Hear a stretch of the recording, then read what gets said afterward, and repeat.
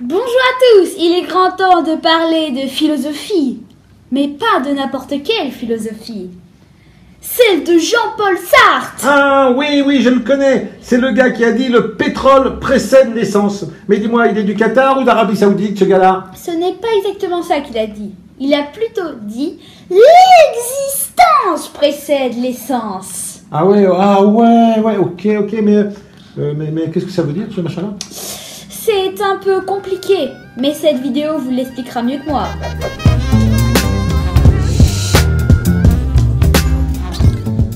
L'existentialiste Jean-Paul Sartre pense que tous les hommes vivent dans une cage. Non parce que la vie est terrible, mais parce que nous sommes condamnés à être libres. Nous sommes propulsés dans l'existence avec l'impératif de faire des choix. Même le refus de faire ces choix est encore un choix. Chaque choix révèle ce que nous pensons de la nature humaine. Un couteau possède une essence. Il est fabriqué pour un usage bien précis. Son essence précède son existence puisqu'il a préalablement été dessiné avant même d'être fabriqué. Selon Sartre, il n'y a pas de plan pour les êtres humains. Pas de Dieu manipulateur, pas de Frankenstein généticien, pas de nature humaine pour conditionner notre existence. Dans sa fameuse conférence de 1945, l'existentialisme est un humanisme, il déclare que, chez les humains, l'existence précède l'essence. C'est la base fondamentale de l'existentialisme. Je me crée à travers ce que je fais. Mes choix déterminent mon existence. Je suis ce que je choisis. Toutes les décisions sincères que je prends construisent point à point mon image. Je suis ainsi, à l'image de tous les autres humains. En me construisant, je construis l'humanité. Je dois agir quotidiennement comme si tout le monde me regardait. Et il n'y a aucune échappatoire. Bon alors, Sicotine, maintenant tu comprends mieux la philosophie de Jean-Paul Sartre? Ouais, bon fin de l'émission, hein. Je vais encore prendre un autre cachet de Doliprane, là, et puis je pense que je vais aller me coucher, hein. Ça sera mieux comme ça. Salut les amis. Maintenant, voyons la vie de Sartre. Ah non. Il naît le 21 juin 1905 dans le 16e arrondissement de Paris et meurt le 15 avril 1980 dans le 14e arrondissement.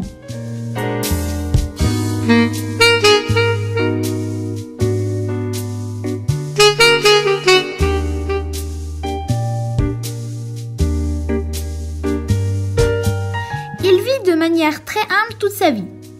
Il habite un temps dans le quartier latin d'où il fut chassé par un attentat à la bombe en 1962. Et il a quand même continué à philosopher. Mais dans un bunker avec un gilet pare-balles alors. Bref, cet attentat l'oblige à aller vivre au 10e étage d'un immeuble dans le 14e. Quoi? Dans le 14e siècle? Mais c'était le siècle de l'Inquisition. Oh le pauvre Popol, ça a dû chauffer pour lui, hein. Le 14e arrondissement. Mais c'est encore pire. Revenons en arrière. Au début de la Seconde Guerre mondiale, il est réquisitionné comme soldat météorologue. On m'a versé dans la cabane, la baraque des artistes. Et j'ai fait des pièces là-bas, en particulier une certaine Barjana, qu'on a joué. Donc je me suis classé dans une élite du camp. Mais en même temps, il est bien certain que les rapports qu'on avait n'étaient pas des rapports d'élite. C'est des rapports individuels. Ensuite, il poursuit sa carrière d'écrivain sans se soucier de l'occupation. Ami, entends-tu le vol noir des corbeaux sur nos plaines?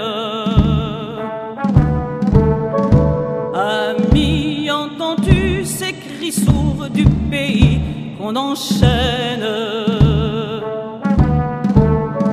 Période durant laquelle il rencontre Camus lors de la première d'une pièce de théâtre. Le Cabu de Charlie. Mais non, Camus. C'est un autre écrivain philosophe avec qui il sera ami jusqu'à ce que leurs différences de pensée trop grandes ne les séparent. Un de leurs points communs est qu'ils ont chacun eu un prix Nobel de littérature, bien que Sartre l'ait refusé. Non mais pourquoi? Parce qu'il considérait que pour parler au nom de tout le monde, il fallait être un homme normal, n'importe qui, alors qu'un prix Nobel lui décernait le statut de surhomme. Ouais, ben n'empêche, hein, il a des super copains, super popol, hein. Prix Nobel de ceci, prix de Goncourt de cela, waouh. Il est également en couple avec Simone de Beauvoir qu'il appelait Castor. Ils se connurent en 1929 car ils furent ex-aequo dans un concours de philosophie. Ils vécurent ensemble pendant 50 ans. Et le Castor, là, c'est un philosophe aussi? Tout à fait, c'est la fondatrice du mouvement féministe, grâce à son roman Le Deuxième Sexe. Simone de Beauvoir disparaît 6 ans après celui qui fut son compagnon pendant 51 ans, Jean-Paul Sartre. Sur ces images, le couple en voyage à Prague. Ensemble, ils s'étaient engagés dans toutes les luttes de la gauche. Elle avait personnellement ouvert la voie au féminisme avec son livre Le Deuxième Sexe. Elle n'était pas mariée, et pour cause, puisqu'elle parlait dans cet ouvrage du lien matrimonial comme d'une obscène institution bourgeoise. Les communistes ont écrit que les ouvrières de Billancourt s'en foutaient bien de tous ces problèmes que je posais, ce qui est entièrement faux. Parce que les ouvrières de Billancourt sont aussi sensibles à la condition de la femme que n'importe qui. Mais je vais vous montrer où était l'immeuble où je suis née. Ça donnait sur le boulevard Raspail. Alors vous voyez, c'est là exactement, là où il y a le balcon au second étage, c'est là la chambre où je suis née. C'est là. Et c'était le balcon où je m'asseyais, je raconte dans la mémoire d'une jeune fille rangée, pour regarder les gens passer sur le boulevard. De Beauvoir et Sartre eurent des relations étranges, l'un indispensable à l'autre, bien que chacun avait des amants et des amantes. Eh ben, dis donc, tu parles d'une bande de cochons. Sartre fut également ami avec Boris Vian. Ah oui, Boris du Bolchoï. Mais non, Boris Vian, l'auteur de L'écume des jours. Ah oui. Malheureusement, ils se fâchèrent après la critique injuste que Boris a fait au Deuxième Sexe de Simone de Beauvoir. Ah d'accord. Ensuite, Vian caricatura Sartre en Jean Solpart dans un de ses romans. Waouh, terrible Boris. You became a writer instead. No, I was engineer first, but during my working hours I had some, let's say, spare time, so I was writing books. Le chèque. 1, 2.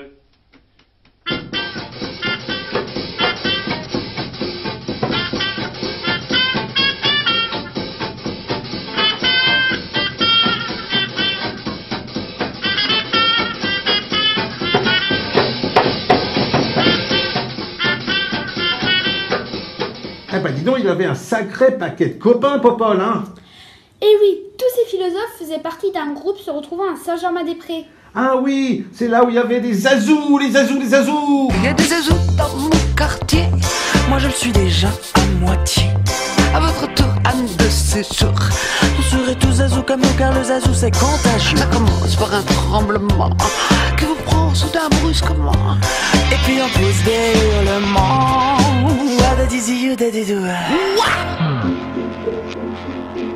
Si vous rencontrez un jour sur votre passage un particulier coiffé d'un fromage mou, tenant dans ses doigts un poisson dans une cage, c'est un zazou, c'est un zazou.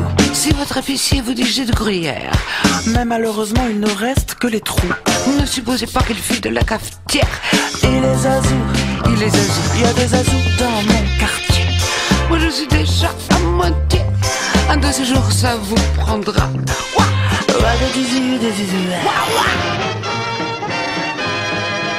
Et tous les soirs vous reviendrez à Saint-Germain-des-Prés. Ici monsieur, dame, à Saint-Germain-des-Prés. Tout le monde se ressemble à peu de choses près, jamais rasé. Cheveux mal taillés, air dépenaillé, c'est vrai, car pour nous c'est sacré. On est crasseux, mais on le fait exprès. Sartre s'est également dressé contre de très nombreuses guerres, dont celle d'Algérie. Sur celle-ci, il est allé jusqu'à traiter les Français de salauds, français parmi lesquels il assumait de se trouver. Eh ben moi, je serais bien incapable de dire que toutes les souris sont des salopes. Hein. Pourtant, ce ne serait que la pure vérité. Mon Doliprane, mon Doliprane, mon Doliprane, mon Doliprane. Sartre s'est également mis du côté des révolutionnaires cubains. Ah ouais, que viva la révolution! Passez-moi la dynamitas! Et pour finir, il était contre la guerre du Vietnam, car il considérait qu'abandonner cette cause revenait à accepter notre système politique et l'impérialisme américain. Ah ben dis donc, mais attends, mais il en veut vraiment aux Américains, Jean-Popol, là? Ouais. Mais pauvre Mickey, oh! En 1945, il fait un condensé de son œuvre qu'il présente dans un auditorium où les gens se battaient pour entrer. Ouais, tu veux dire que c'était une superstar, c'est ça? Oui. Cette conférence se nommait d'ailleurs « L'existentialisme est un humanisme ». Oh là là, rien que ça, d'accord. Alors attends, je vais me prendre un autre Doliprane parce que là je vais pas tenir, je sens que je vais pas tenir la fin de l'émission. Avant de finir cette émission, je voudrais vous présenter les deux bandes dessinées qui m'ont fait découvrir Sartre. La planète des sages et la femme léopard.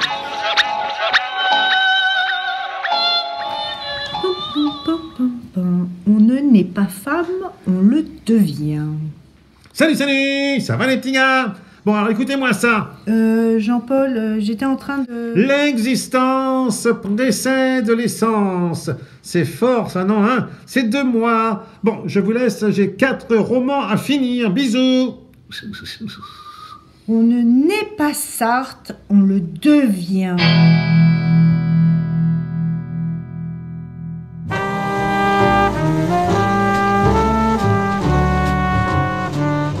Chez l'Homo sapiens, la bestialité intrinsèque et primitive de la femelle renforce l'humanité du mâle. En lui faisant la cour, il se civilise. Ça suffit, Pipo-Bec! Assez de mayonnaise à fanfaronnade! Pipo-Bec, bien trouvé! En voiture, Simone, tu vois, Zaza, pour une fois, l'essence va précéder l'existence.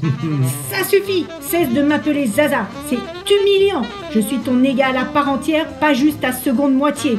Comme si la femme n'était que le deuxième sexe. Mais oui, j'ai mon titre. Hein, quoi? Mais que veux-tu dire, ça? Enfin, Simone, quoi? Je rentre. Cette femme libérée m'a insufflé des idées fulgurantes. Je vais aller coucher sur papier le flot bouillonnant de mes pensées. Bye bye, Pipo-Bec. Le deuxième sexe, bigre, c'est sulfureux. Ça va faire un bœuf, comme dirait Boris.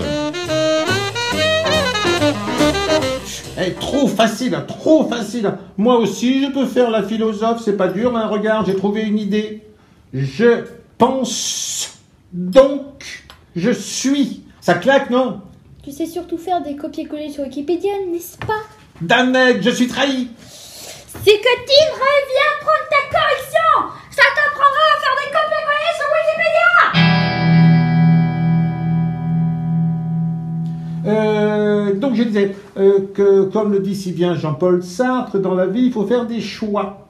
Mais moi, je peux influencer les vôtres de choix. Comme par exemple, je peux vous conseiller de liker cette vidéo, de la partager et de vous abonner, ainsi que de regarder nos autres vidéos. Voilà. C'est Gauthier, te souviens-tu de Nietzsche? Nietzsche, attends, dans mon Doliprane. C'est le philosophe qui a dit qu'il philosophait avec un marteau. Oh là, oh non. Oui, non. Et ben moi j'ai Mon fait Doliprane. la même chose, mais Non. avec une Kalachnikov. Non, pas la Kalachnikov.